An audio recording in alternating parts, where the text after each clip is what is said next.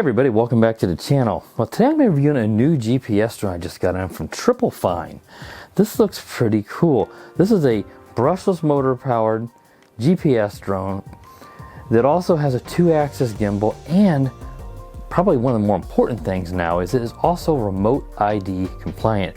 So here in the US, I believe it's next month is when you really have to make sure you're compliant if you have a drone that weighs above 250 grams, which this drone does. So let's take a quick look at the box here so you can get a better idea in case you just stumble across this video. Again, we have a 2-axis gimbal, brushless motors. This particular model comes with two 3S LiPo batteries. And we can see here that it has a 4K camera. It's going to film 4K at 30 frames per second, which is not too bad. Optical flow, that's if the GPS either malfunctions or something, which is not common, or you're flying it like indoors or someplace where you don't have a good GPS lock. The downward facing camera will look at the ground to help hold position for you so the drone doesn't drift away. And then of course it mentions GPS return to home, which is common for any GPS drone. And then one thing I want to point out here, it says flight time of about 40 minutes. That is going to be for both batteries combined. You're not going to get 40 minutes flight time out of one battery. You're going to get roughly 20 minutes per battery out of this drone. Now you get a really nice carrying case. Really nice. It's got a handle so you can just pick it up and go, but it's just really nice, and it does have the Triplefine branding here where it just says Pro EIS for electronic image stabilization, which I don't know if it actually has that. You really shouldn't need that with an actual mechanical gimbal. So let's go ahead and open up the case. I'll take a look back here in the little pouch. We have a bunch of accessories that comes with it. Let's move this foam out of the way. Here you got your controller, the drone, and the spare 3500 milliamp 3S LiPo battery. So let's just grab the drone out of here. I've not taken anything apart on the drone yet, but you have to pop this up to actually allow the arms to be unfolded and put into their spots. So let's go ahead and do that. So you can just grab the rear one and then move the front one and do that for both sides, of course. And now we have the drone completely folded out. And again, this is a large drone, so it's way over 250 grams. So thankfully it's got that remote ID built into it, and that's going to broadcast basic information about you, your location, the drone. So in case someone was breaking the law or flying over a sporting event or doing something crazy they're not supposed to, this is going to let them, local officials, wherever, to be able to locate you. A lot of people are not fans of this. I'm not saying that I am. I'm just saying that you do need to comply by that, and this drone will if you were to buy this on Amazon. Now you got your gimbal down in here, and there's this little sticker I'm going to pull off. Let's just access that. And again, this is just the unboxing video. I wanted to mention that at the beginning of the video. Of course, it was in the title. But I'm not, this is not the flight review, so if you're watching this video and going, oh, come on, man, you didn't do the flight review. Well, I'm going to do that. That will come up to the channel very shortly. If you stumble across this video in the future, then that flight review are already going to be on the channel. But I won't have a link or a link to that right now because I don't have it filmed yet. But you'll be able to find that on the channel. That's what we all want to see. But I wanted to combine, I didn't want to combine a video and have flight review and the table review all in one, because we're going to end up with a 40-minute long video, and you guys are not going to want to sit through that, at least not on my channel. So here is the gimbal. Again, it's 2-axis. That means it's going to stabilize the video on the pitch and the roll axis. So forward, up, and side, the roll and the pitch. There's no yaw axis stabilization. That's what you would see on a 3-axis gimbal. But the yaw axis stabilization is not a big deal.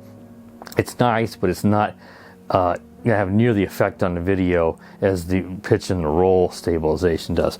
We will need to take off this little film off the front so that we know that the camera doesn't have any haze over it. That's protection. They also have one here in the front. I believe there must be an LED or something up there that they put on there. I'm not for certain if that's the case. There's definitely going to be LEDs here on the arms. This could just be something to protect that.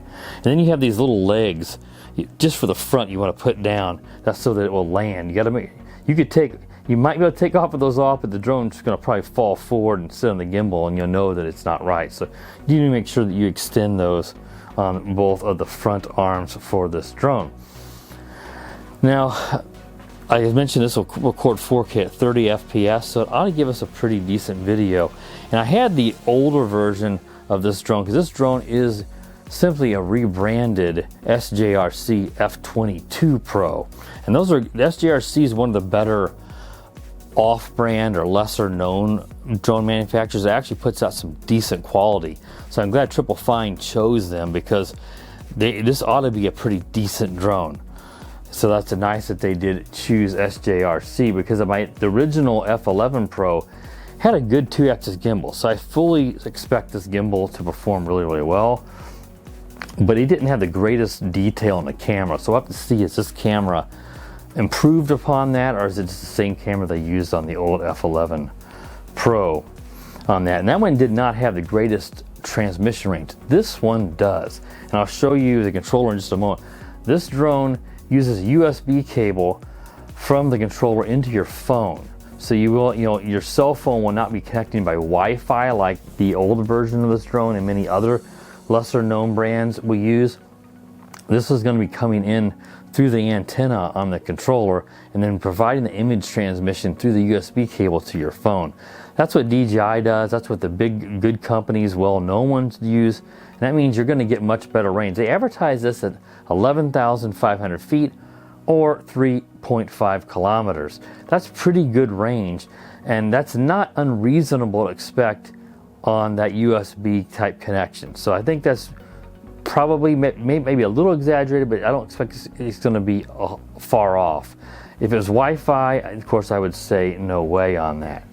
So that's really nice that they are using that. Let's take a quick look at that battery. You just pull this, you push these buttons and pull it in and pull the battery off, and you have 11.1 volt, I believe it was. So it's a 3S LiPo, and it's 3,500 milliamp hours. So it's a pretty big battery. This takes about 4.5 hours to charge, because unfortunately you're charging off a USB-C cable, which I'll show you.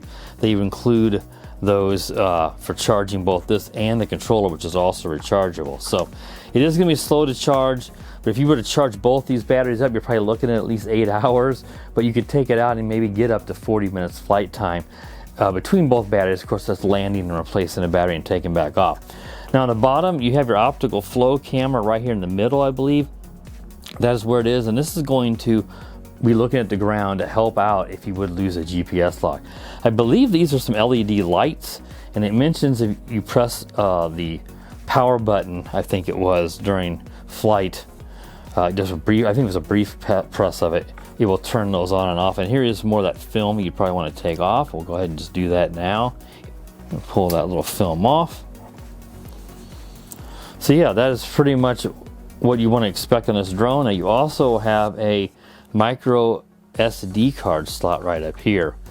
I know it works up to at least 64 gigabytes. The manual may specify a little higher, but you'll pop this in here, and this lets us record that video 4K at 30 FPS or any photos that you take directly to the card, so you're not transmitting it through the air to the controller and in and saving it that way, because that way, even though this is a much better video transmission than Wi-Fi, you're still not going to get as good a quality, because the video coming in to the app is only 720p. So this is going to give you the 4K video. So you've got to make sure that you do use a micro SD card in this drone.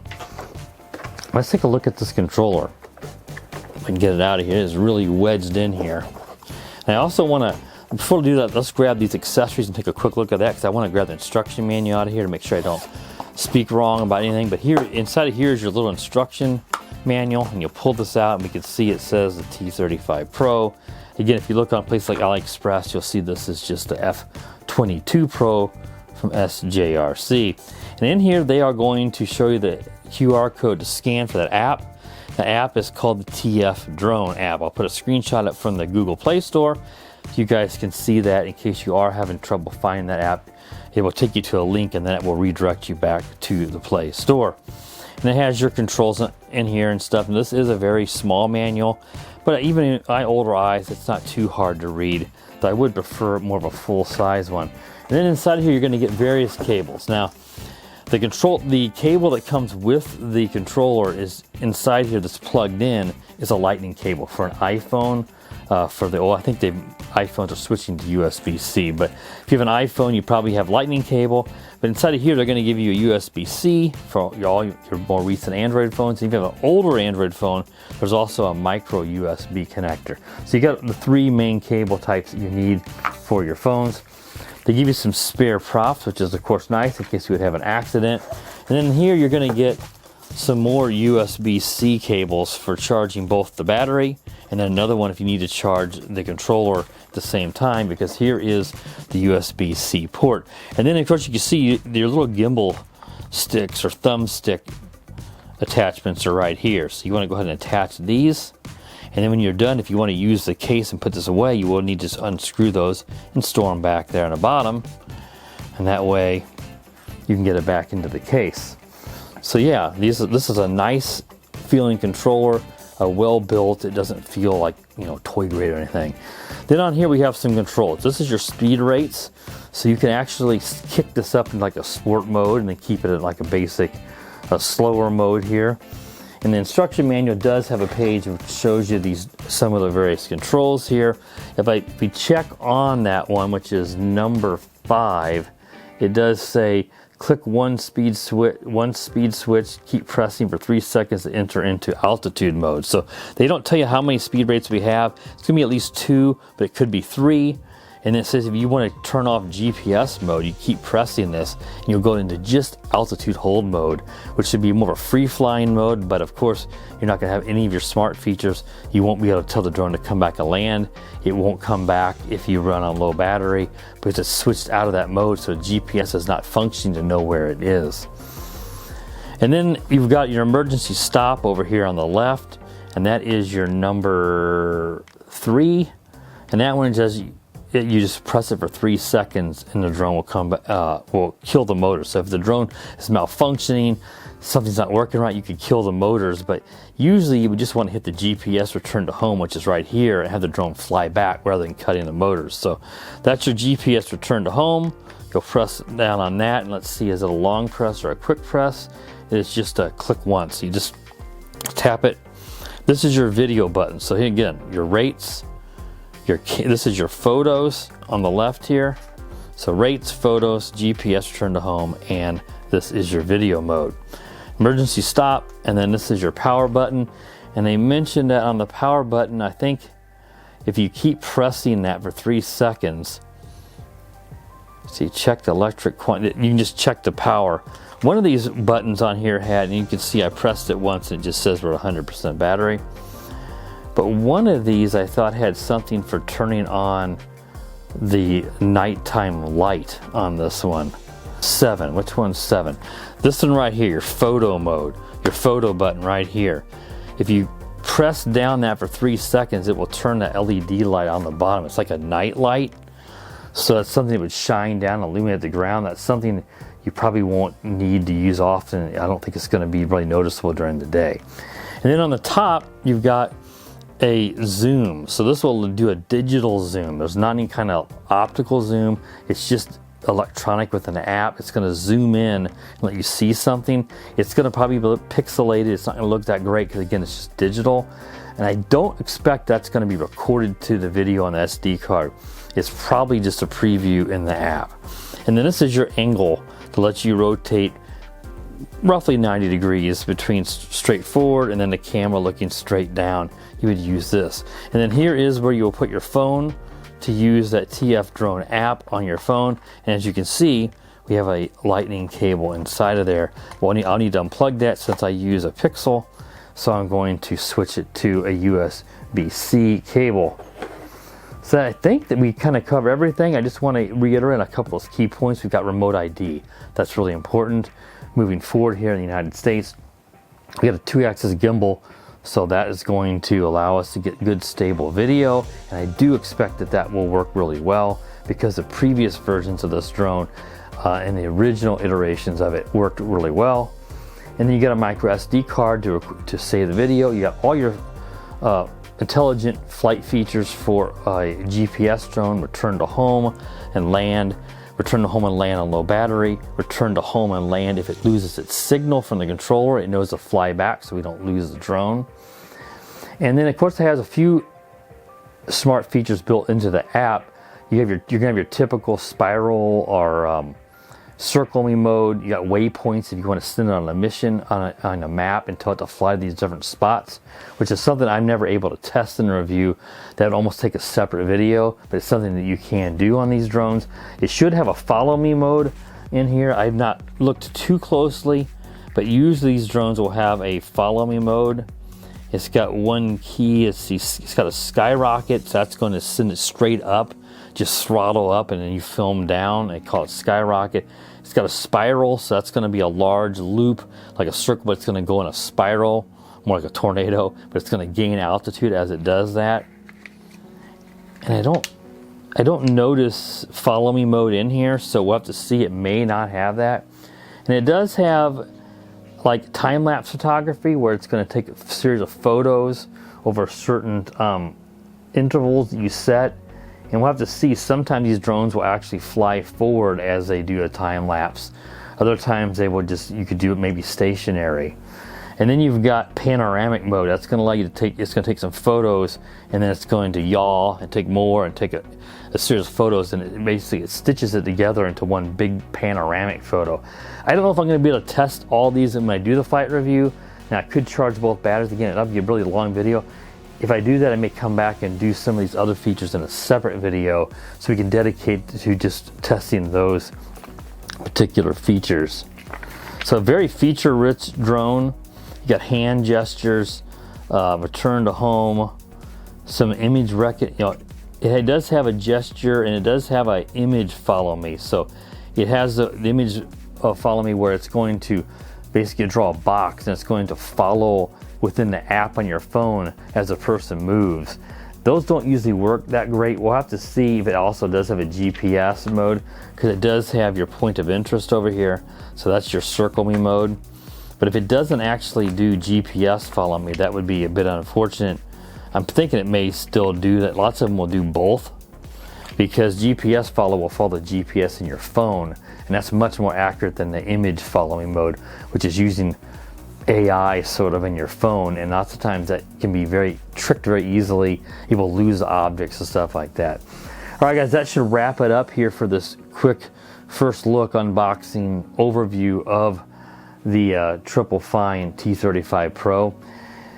If you want to see the flight review, stick around to the channel or check back on it if you're checking us out in the future and see if I have the flight review. But I just want to go over this stuff to get this done so we don't have to combine into one big hour-long video. All right, guys, that wraps it up. If you're new to the channel, please consider subscribing. While you're at it, click the bell. That way you get notified when I do upload these new videos. And as always, guys, have a great day. The power of the dark side.